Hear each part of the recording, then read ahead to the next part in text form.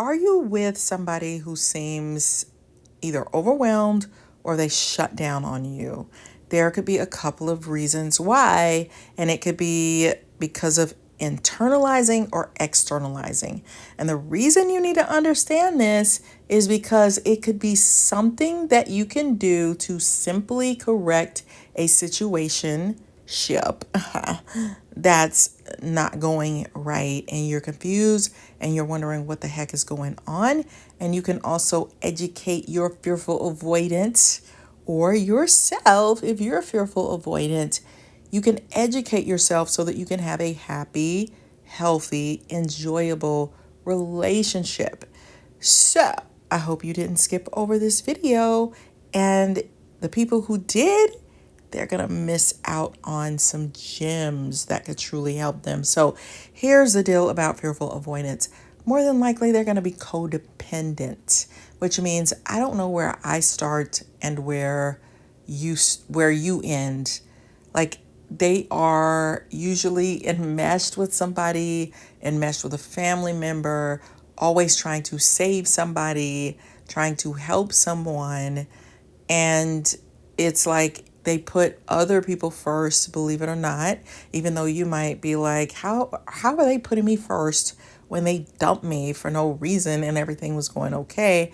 It could be because they are externalizing or internalizing. So you need to kind of know what your person's preference is.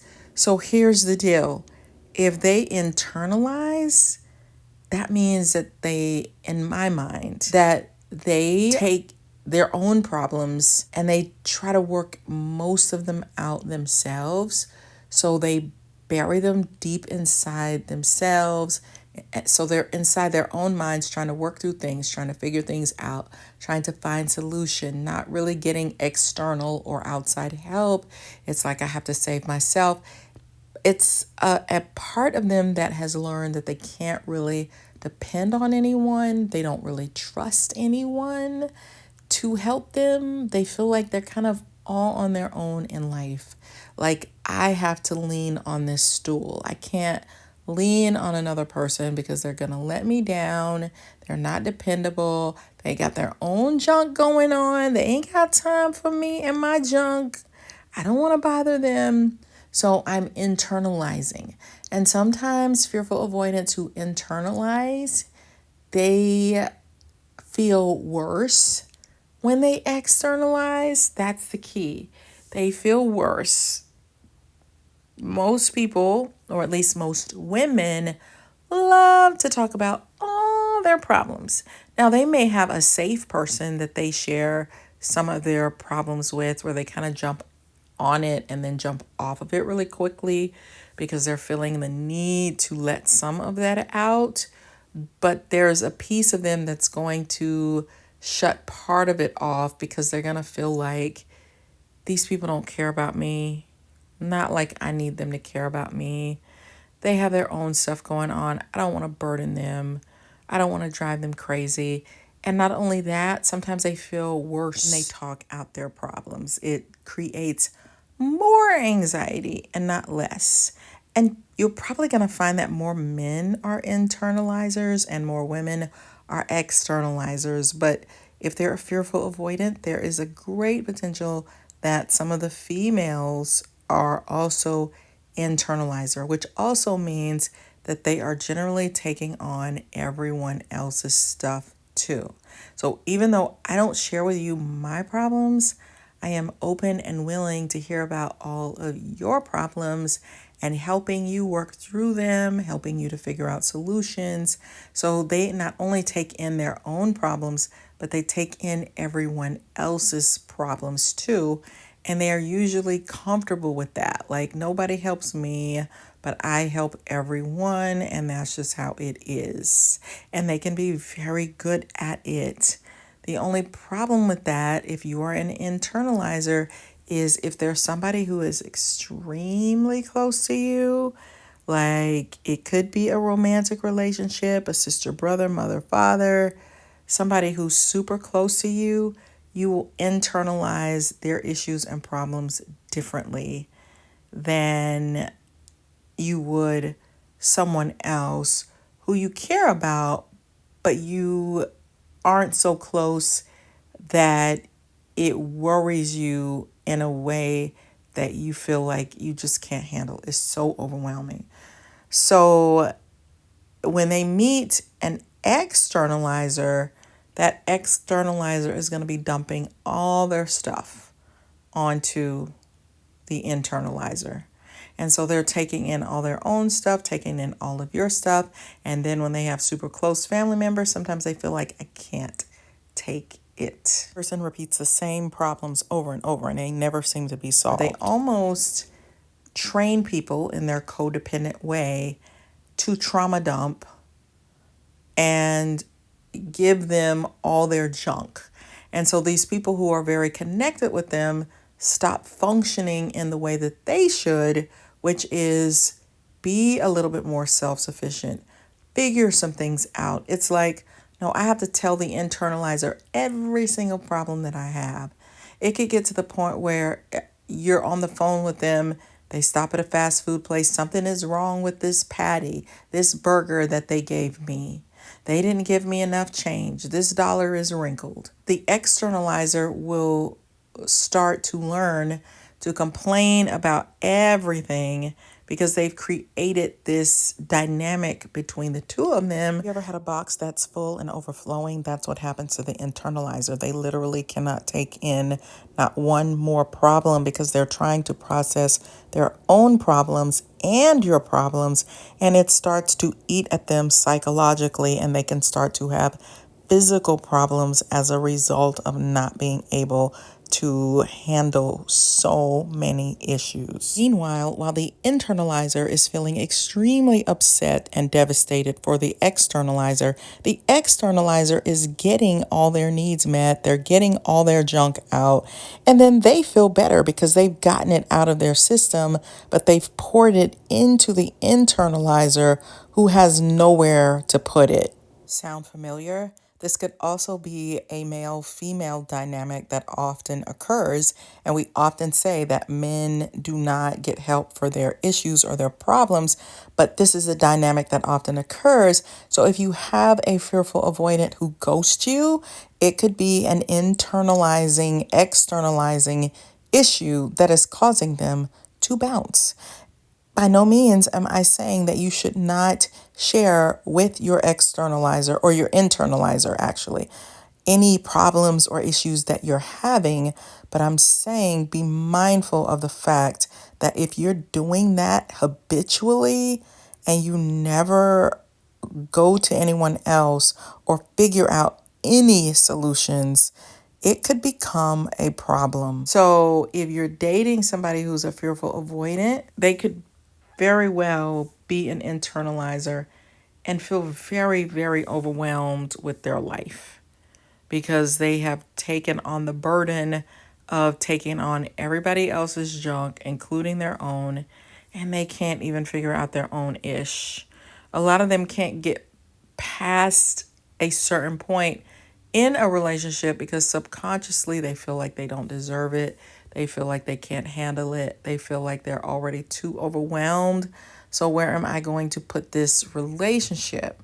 So the externalizer is going to talk about all their problems and give them all to the people that are closest to them and all the things.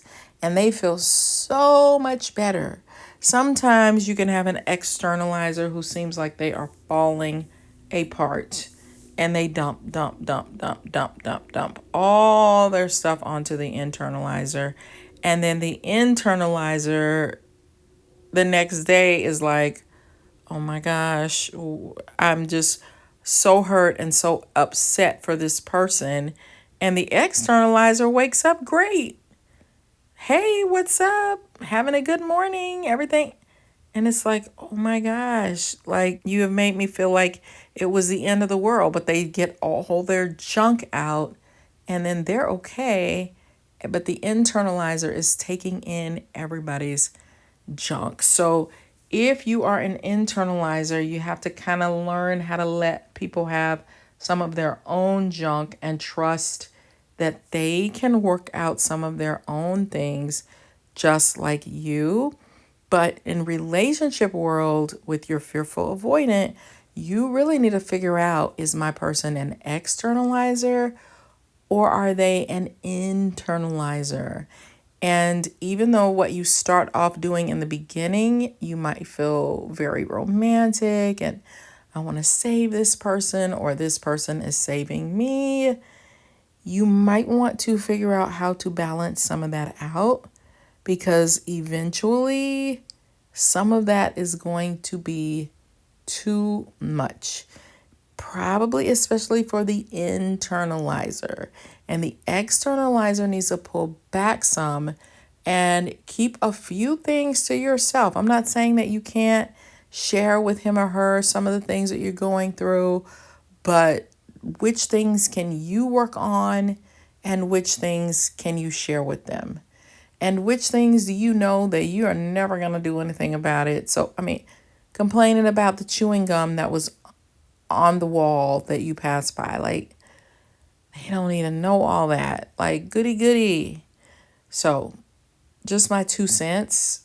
Are you an externalizer or an internalizer?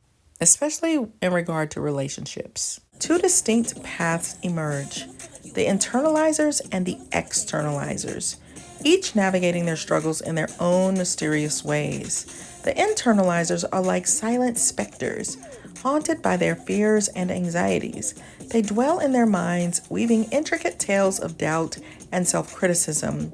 With every flicker of vulnerability, they retreat deeper into their own thoughts, crafting elaborate narratives of inadequacy. In their world, the walls grow thicker and the shadows darker, as they internalize their problems, believing that their struggles must be faced alone. This, in turn, creates a chasm between them and others as they wear a mask of composure, concealing the tempest within. On the other side of this emotional side is the externalizers. They are the stormy seas crashing against the shores of their relationships with intensity and fervor. Rather than retreating into the depths of their minds, they project their fear outwardly, manifesting as anger, frustration, or blame. Their struggles become a whirl that sweeps through their interactions, leaving those around them bewildered and often on the defensive. In their quest to shield themselves from vulnerability, they inadvertently create chaos, pushing others away even as they long for connection. Yet, despite their divergent paths, both internalizers and externalizers share a common thread: a profound fear of intimacy rooted in the complexities of their attachment style. The internalizer silent battles and the externalizer's tempestuous outbursts may appear vastly different, but they both stem from the same source: a desire for closeness intertwined with an instinctual urge to protect themselves from potential hurt. In this mysterious tapestry of attachment, understanding the nuances between these two styles can illuminate the shadows. It invites us to explore the depths of our own fears and the ways we navigate relationships, sparking a journey toward healing and connection.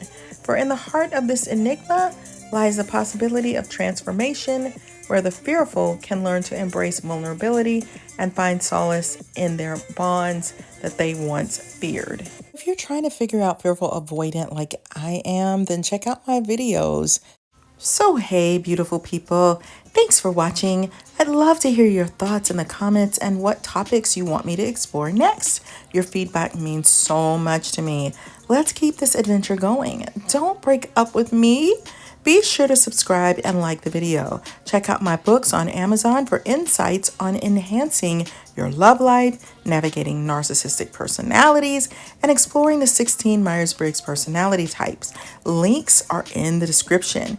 You're amazing, and I can't wait to see you on the next video.